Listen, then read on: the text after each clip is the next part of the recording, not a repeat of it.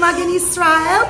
We have a wonderful story today about Rabbi Akiva. We all love Rabbi Akiva, right? We all say every morning, one of our 12 Torah Psukim is Amar Rabbi Akiva. Let's do it in a song before we start.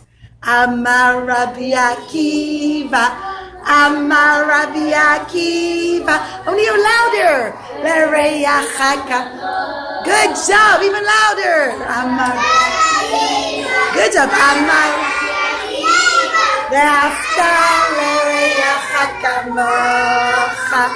Sheli shelach shelach shelach sheli shelach shelach shelach ze klal gadol b'Torah. What's mine is yours, I'll be with you. If you need me, I'll help you. This is the basis of the Torah. Well, this story is about Rabbi Akiva, but not just about him, but about his daughter. He had a girl, he had a daughter.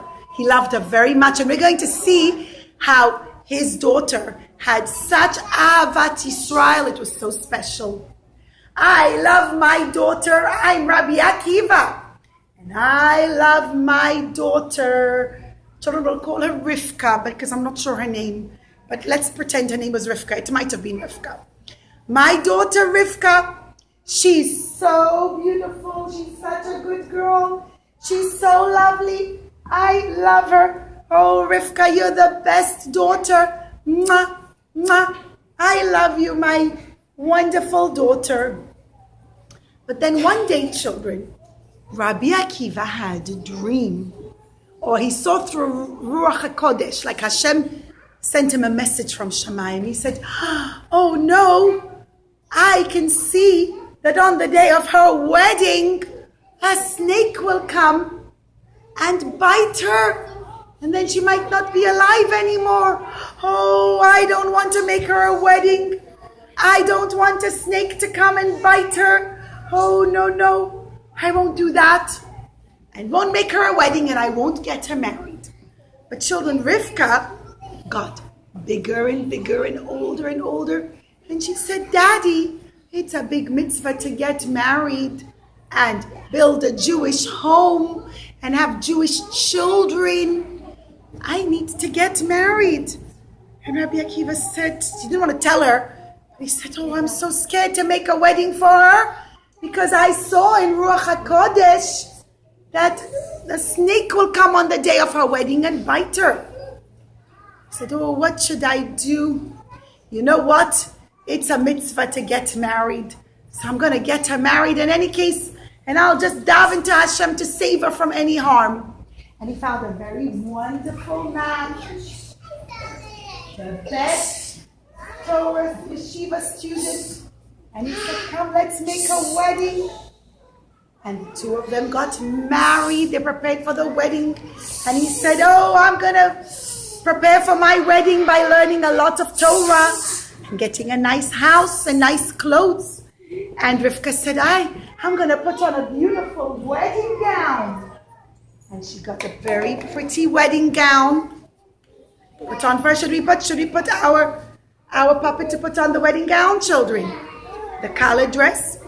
So they put for a beautiful white wedding gown. Has anybody ever gone to a wedding, children? Raise your hand if you saw a wedding. Yay! Beautiful, right? Very nice. You could put your hands down, right? Was the bride wearing a white, beautiful dress? Right? So she was wearing a white, beautiful dress. But then she said also, I'm going to put nice veil in my hair with a very pretty flower. And she got a big pin with a beautiful flower on it. She said, I'm going to put it in my hair, so it's going to look very pretty, this pin. She stuck the pin in her hair with a big, beautiful flower in it, and she looked so pretty. And everybody came to the wedding. All the important people came. Everyone said, oh, Rabbi Akiva, such an important rabbi, we're going to go to his wedding, put on our special soldier uniform and come. Yep, I'm coming too, to Rabbi Akiva's daughter's wedding. Such a lovely wedding, and there's going to be such nice food there. And everybody came to the wedding. And all her friends came also. Oh, I'm so excited to come to the wedding. I put on my prettiest dress and I brought some nice bells. And the clown said, I'm going to dress up like a nice clown. And they're going to play lots of music and make nice noise for the wedding. And maybe children Laura got us a whole bunch of these. We brought lots of musical instruments. And they made lots of lovely sounds to make nice musical instruments. Do you think you want to get one each, children? Should we get one? Should we pretend we're by Rivka's wedding and making a lot of sounds and singing a song? So, you know what? Maybe we'll do that at the end of the puppet show, okay? We'll do that at the end of the puppet show because I don't want to disturb the puppet show. But Amora has one for each of you.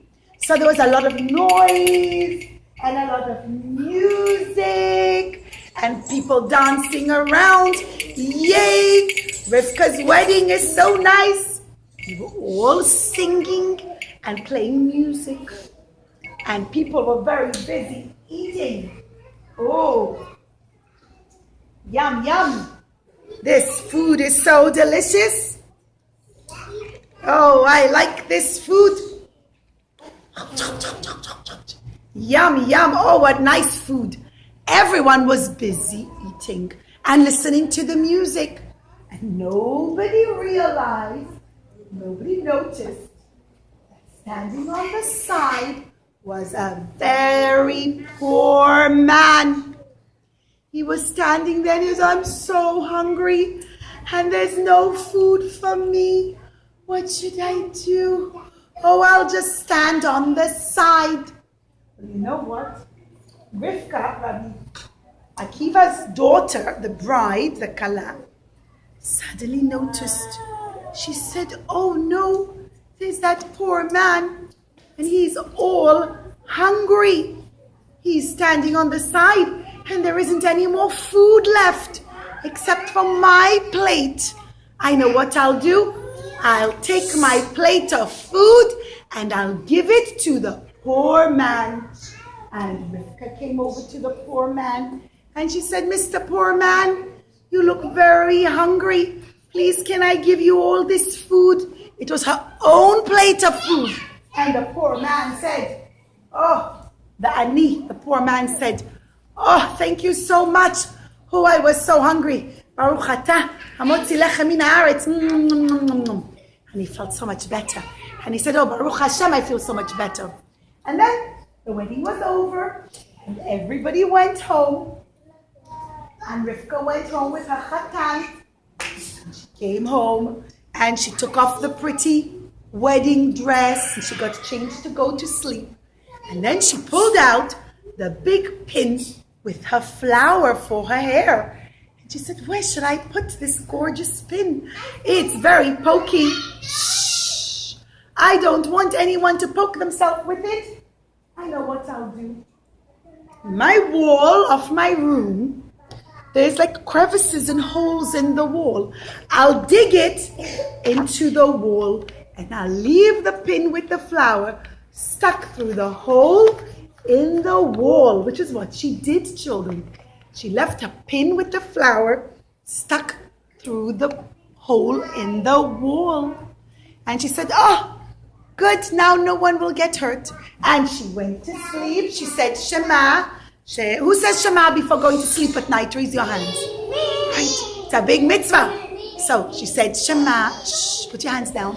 And then she slept the whole night. And in the morning she woke up. What do we say when we wake up in the morning? Moda'ani, Moda'ani. And she said Moda'ani. And she said, oh, I'm going to take my pin out of my hair. The pin out of the wall. And she came to pull the pin out of the wall. But as she pulled the pin out of the wall, something else started to pull out with the pin also something not so nice, something that was all red and bloody. She looked at it. She said, oh no, Rahman al-Islam, look, there's a snake and he's all covered in blood. Oh my goodness, a big, dangerous snake. And my pin with the flower dug into his head. When I stuck it through the hole in the wall, it went into the snake. And it killed the snake, Baruch Hashem. Oh no, had I not done that, you know what could have happened to children, God forbid? Had she not put the pin in like that, you know what could have happened?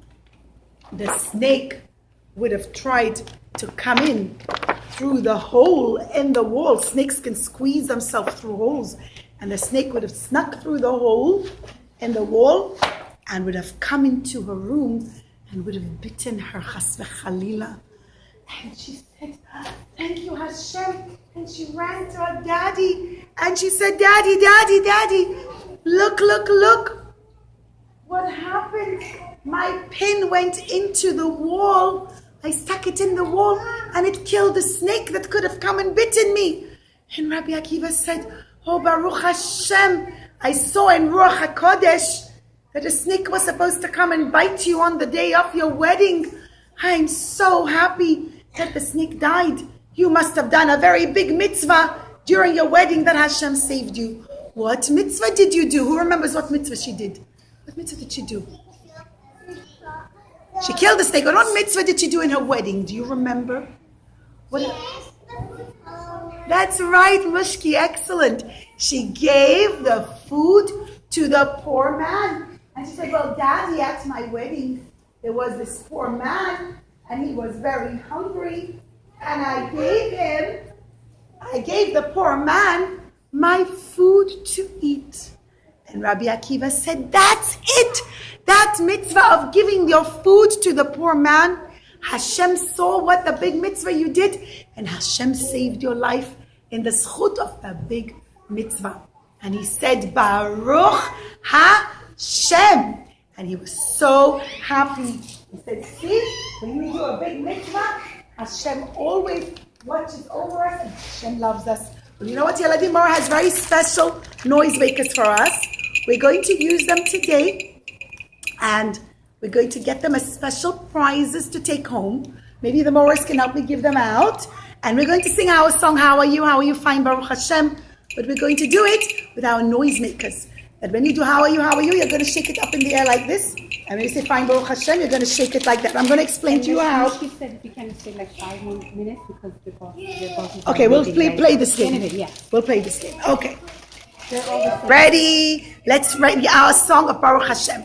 Ready, set, go. The girls. How are you? How are you? How are you? How are you? Boys. Fine, Baruch Hashem. Put it down. How are you? How are you? How are you? How are you, boys? Fine, Baruch Hashem. Fine, Baruch Hashem. How are you? Fine, Baruch Hashem. How are you? Fine, Baruch Hashem.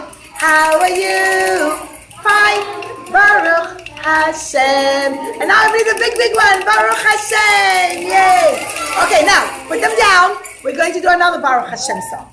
It goes, every time we sing Baruch Hashem, you have to pick up your noisemaker and shake it. Only by the words Baruch Hashem. Okay, it goes like this. When you wake up in the morning, Baruch Hashem. Listen up to when I say Baruch Hashem. When you go to school, Baruch Hashem. When you go to sleep at night, Baruch Hashem. Baruch Hashem, thank you. Baruch Hashem for the sky so blue.